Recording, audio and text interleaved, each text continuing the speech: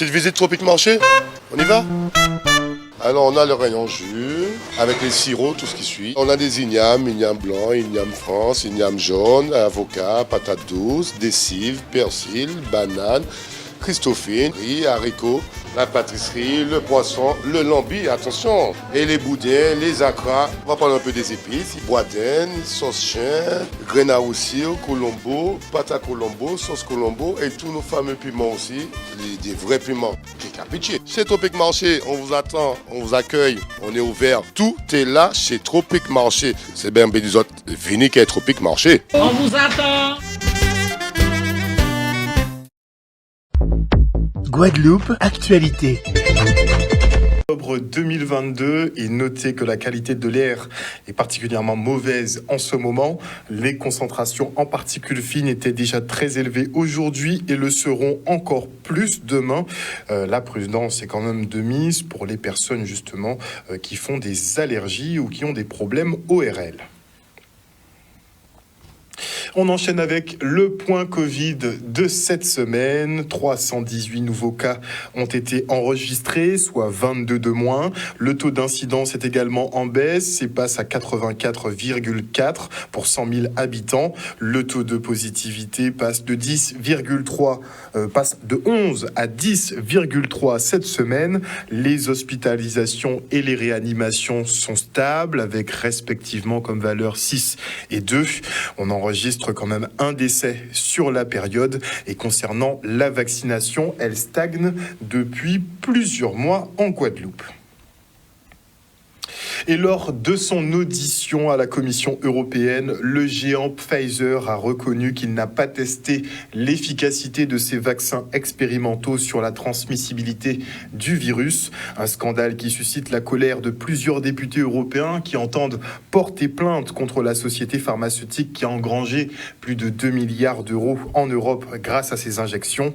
Le hashtag Pfizergate sur les réseaux sociaux se répand d'ailleurs comme une traînée de poudre.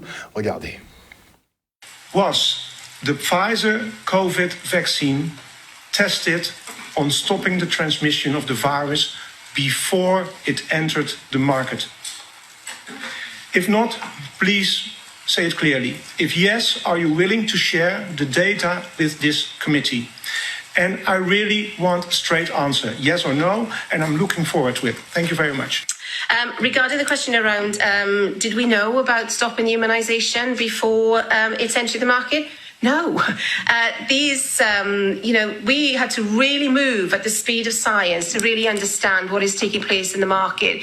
And from that point of view, we had to do everything at risk. I think our Dr. Bourla, even though he's not here, would turn around and say to you himself, if not us, then who?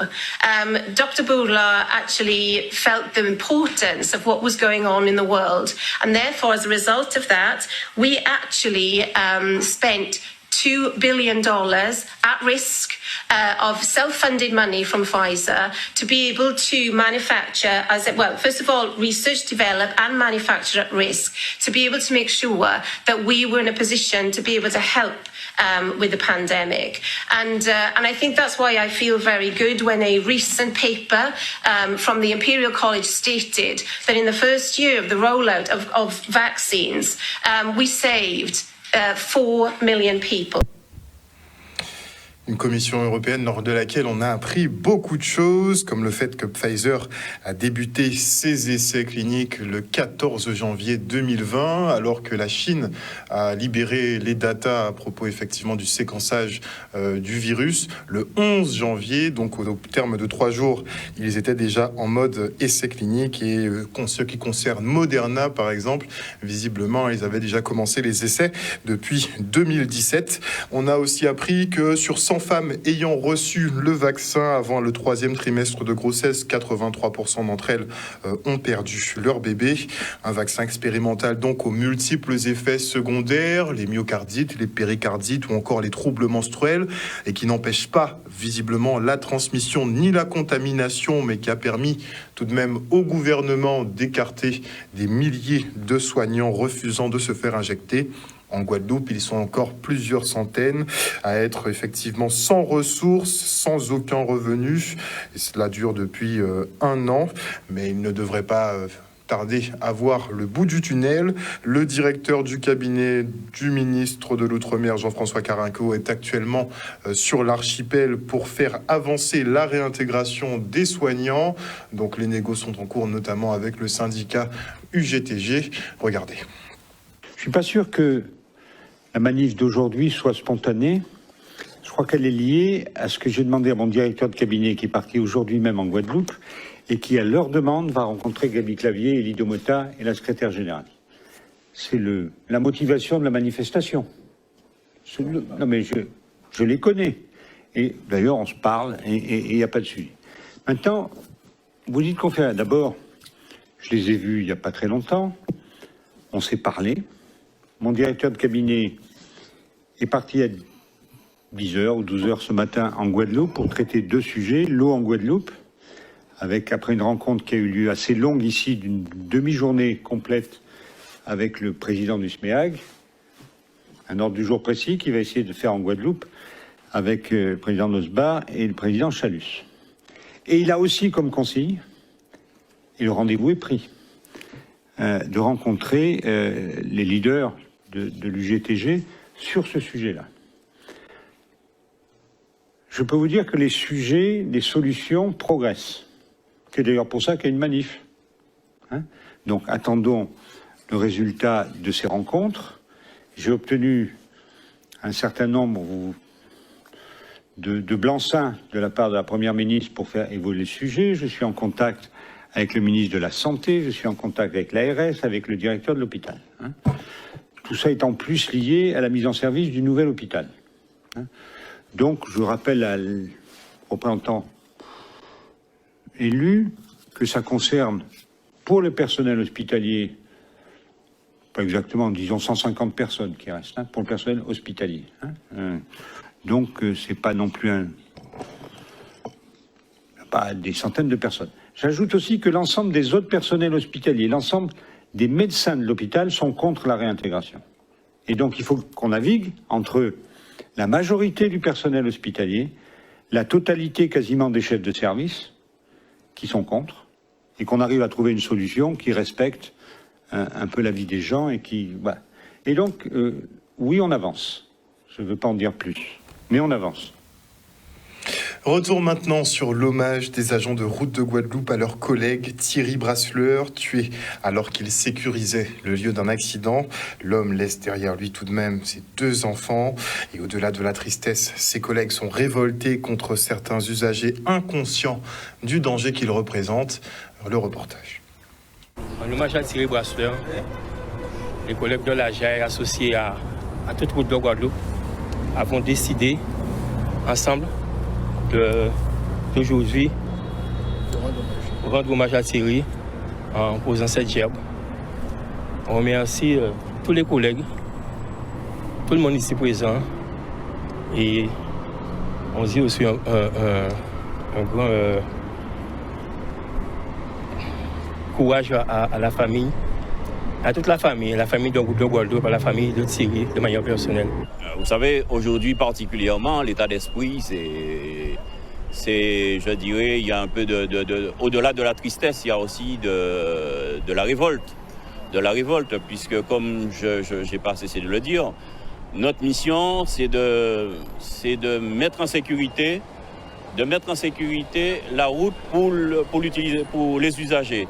Et porter assistance à l'usager. Donc, quand on voit qu'on se fait faucher comme ça, donc et perdre la vie, donc on ne peut pas être dans un bon état d'esprit. Je dirais que cet hommage a plusieurs intérêts. Le premier, c'est que pour nous-mêmes, pour faire une forme de, je dirais, pour faire le deuil, c'est important. Le second point, c'est pour alerter les automobilistes et les gens qui circulent sur la route, les personnes qui conduisent des voitures, de faire attention à toutes les personnes qui travaillent sur la route, les agents de route de Guadeloupe et tous ceux qui sont sur la route. Ça c'est important.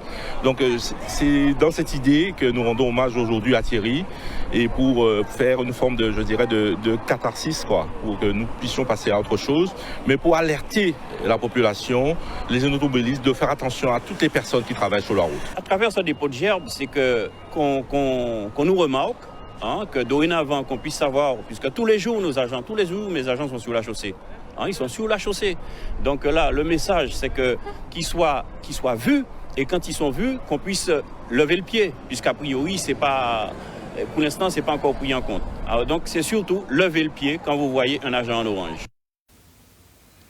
Le syndicat de gestion de l'eau, le SMEGAG, les collectivités majeures et l'État étaient en visite sur le site de la casse du FIDER de Bello-Cado.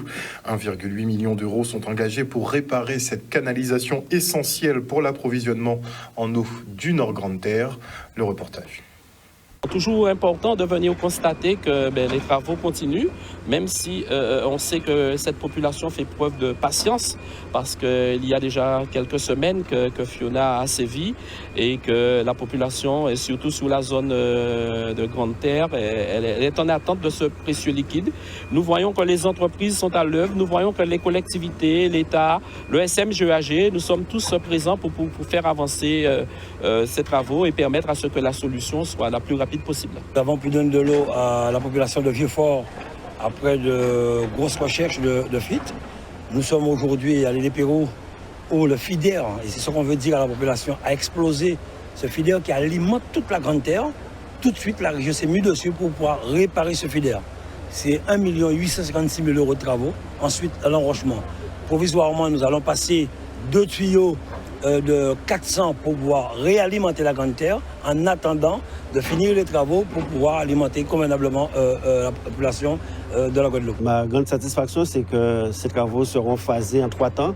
Un premier temps, on va mettre un système un peu de transition pour permettre que l'eau puisse arriver jusqu'à la Grande Terre, donc début septembre. Ensuite, réparer complètement donc, les tuyaux et que jusqu'à ce que l'eau reprenne une distribution normale.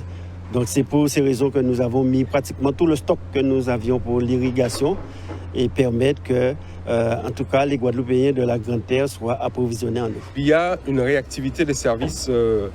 On dit souvent, quelquefois, les procédures sont longues. Là, les services, notamment les services d'instruction, sont passés très vite dans les corners, si j'ose dire. Ils ont accéléré les procédures.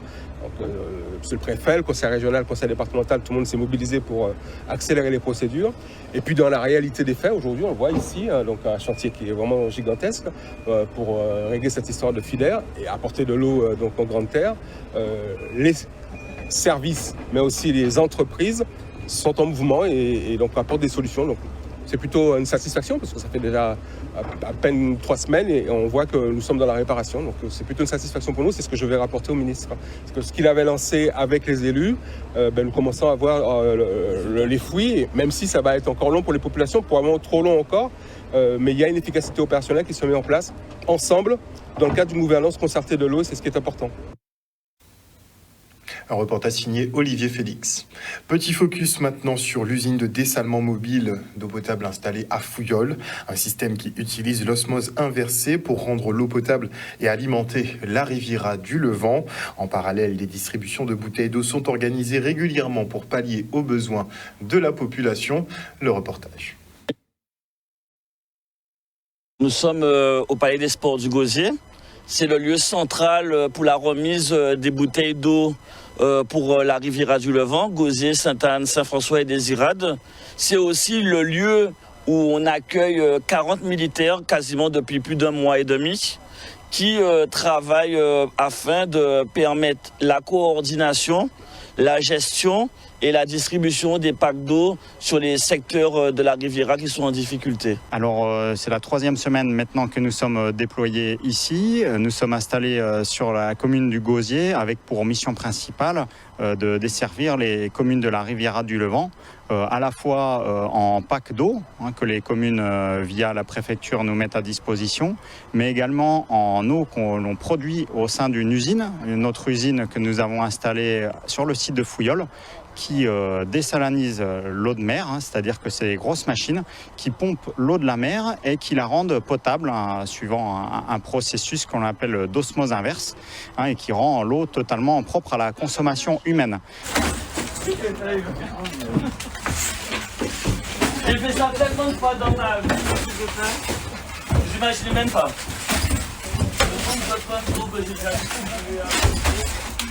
On est dans le cadre d'une gestion de crise post-Fiona. La tempête a lourdement endommagé notre réseau de distribution d'eau. Donc dans ce cadre-là, la préfecture, afin d'alimenter les populations sinistrées, a été conduite à opérer des réquisitions des fabricants d'eau potable, notamment Matouba, Capes et Carolis. Et nous procédons à des distributions d'eau potable en coordination avec les communes. Les communes mettent en place soit des points fixes de distribution, soit les tournées. Vous pouvez d'ailleurs trouver sur le site de la préfecture un tableau qui récapitule toutes ces informations pour les communes touchées. Depuis le début de la crise, nous sommes à environ 2000 palettes réquisitionnées, ce qui fait environ 1 million de bouteilles.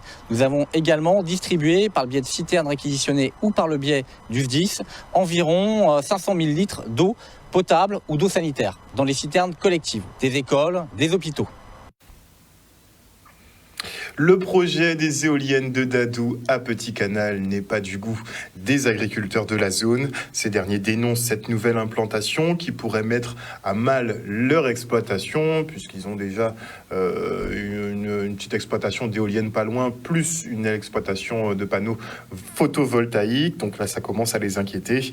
En tout cas, de son côté, le responsable du projet met en balance les avantages, comme l'alimentation en électricité de 23 000 foyers, la donation d'une des éoliennes à la mairie de Petit Canal et la garantie que les terres du conseil départemental restent à la collectivité.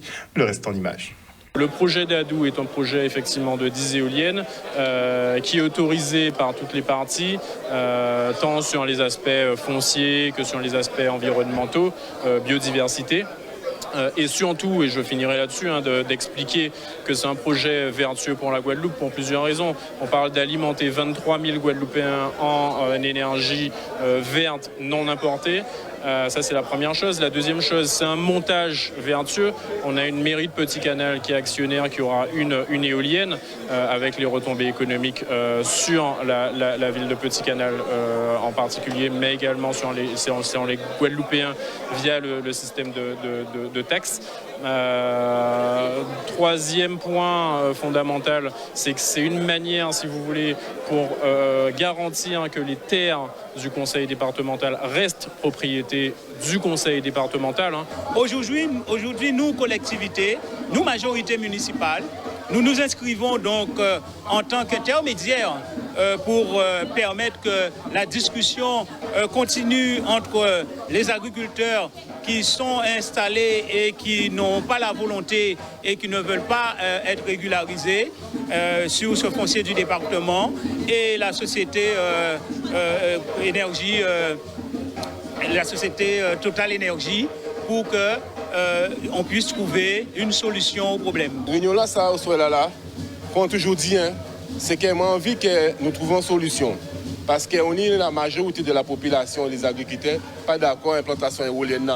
Mais comme on a toujours dit, nous ne sommes pas contre l'énergie renouvelable, nous ne sommes pas contre les éoliennes. C'est juste l'implantation là. Parce que si vous regardez, ça détruit l'environnement. Ça a un impact sur l'être humain, ça a un impact sur les animaux. D'accord? Et aujourd'hui, nous avons vrai que nous avons un gros problème alimentaire au bateau, pas rentrer comme avant, tout le monde a augmenté. Alors, on nous pose les bonnes questions. Sans me retenir à des réunions là, nous baillons les arguments que l'État n'est pas bon, puis il fait ça, puis il fait des marches à eux, en ces terrains-là, ça. Il dit nous conseil que viennent vers nous, nous avons mené les documents qu'il faut, eh bien nous attendons. Mais pour l'instant, nous avons demandé que les travaux arrêtent et trouvent une solution. C'était aussi sur le fait de vulgariser, de comprendre. Attention, aujourd'hui, on ne met pas en conflit autonomie alimentaire et autonomie énergétique. Au contraire, c'est une technologie qui a fait ses preuves pour justement régler d'un coup ces deux problématiques. On régularise des exploitants parce que effectivement, bon voilà, le fait est qu'il y a des agriculteurs qui exploitent des terres sans titre. L'idée, c'est vraiment de venir régulariser, garantir à ces personnes, voilà. On met une éolienne, ça prend pas de place. À côté, vous avez un champ agricole qui vous permet de contribuer à l'autonomie alimentaire de l'île. Et dernier point, j'aurais peut-être dû commencer par là, c'est vraiment l'aspect socio-économique pour la Guadeloupe.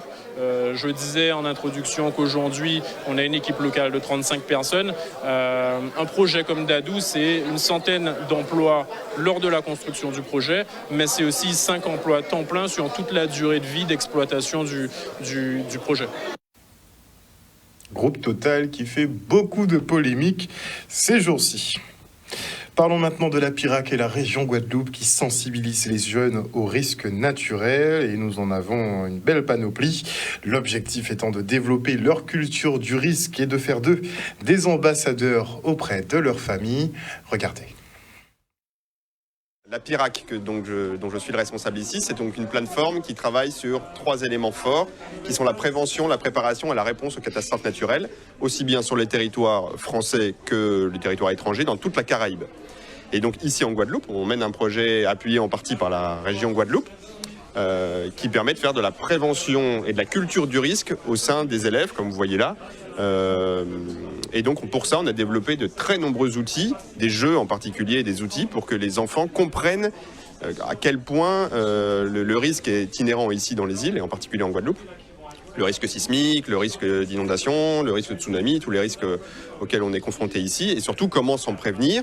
Donc vraiment l'idée c'est qu'ils soient eux-mêmes ambassadeurs de ce changement de comportement auprès de leurs parents, auprès des adultes, parce que les enfants sont les meilleurs ambassadeurs pour pouvoir inculquer comme ça ces éléments fondamentaux dans lesquels ils doivent participer à ces éléments-là. Aujourd'hui, j'ai appris comment réagir face aux catastrophes naturelles. Et je vais continuer à apprendre beaucoup de choses. Sur les 2 premiers ateliers, j'ai appris que les écoles, tous les bâtiments importants avec beaucoup de gens dedans, sont au milieu de la ville, car à cause des montées des eaux. Les montées des eaux impactent surtout les plages, les villes à côté des rivières, mais on nous a appris que bien placer les bâtiments, c'est très important. Là, tu es en train de jouer là. Tu penches la personne. Non, elle va partir. Il fait ici. Et voilà. Et tu viens avec le talon de ta main.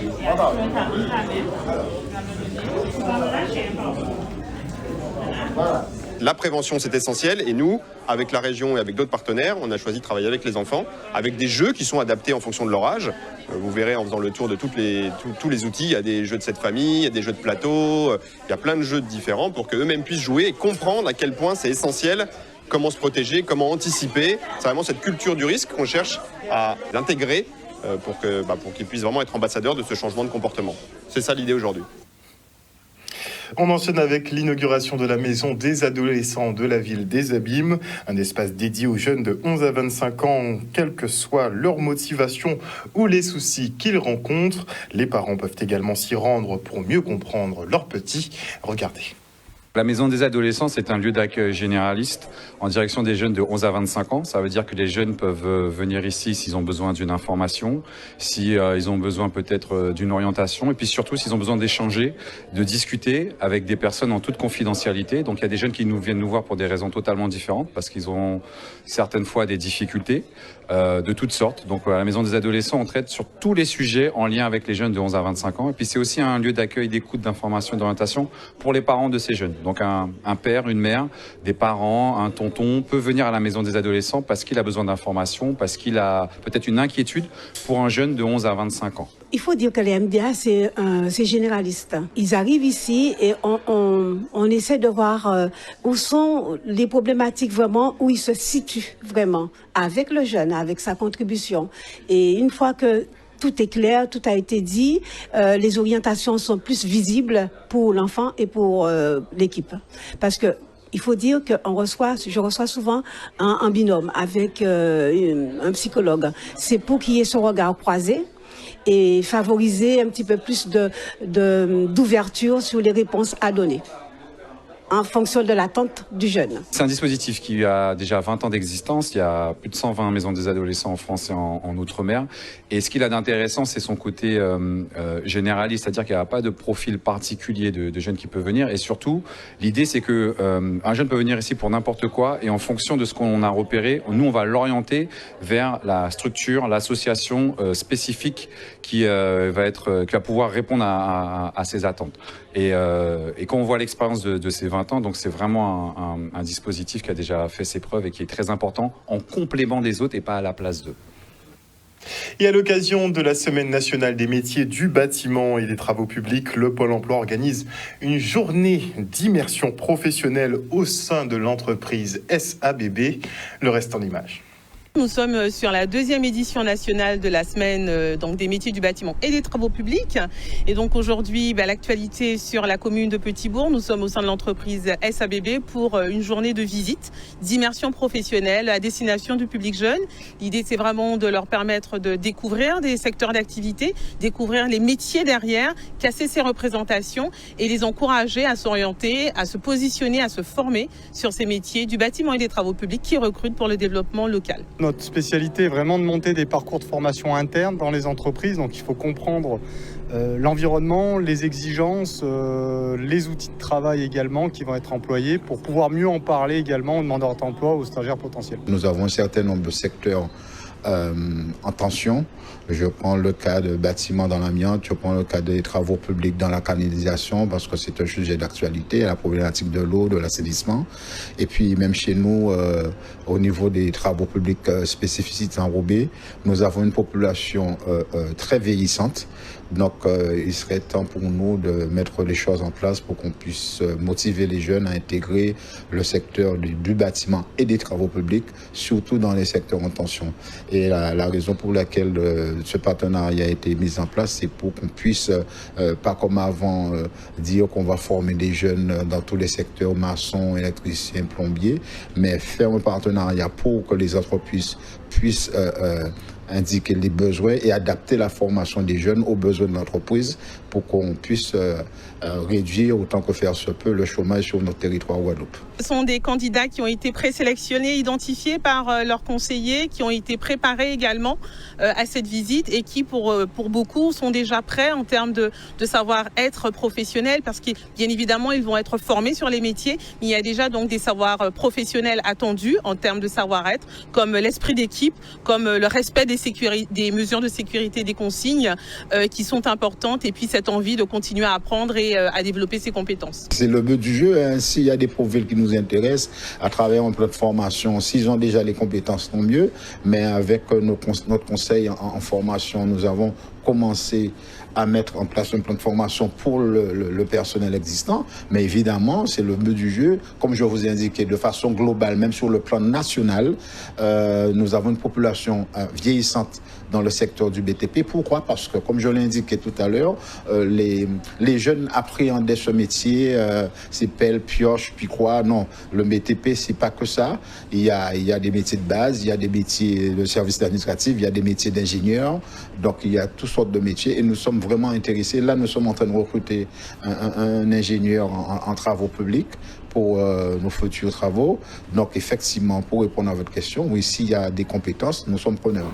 Outremernews.fr, le site de l'actualité Outre-mer, 24 heures sur 24 et 7 jours sur 7. Retrouvez la chaîne Outremer News sur YouTube.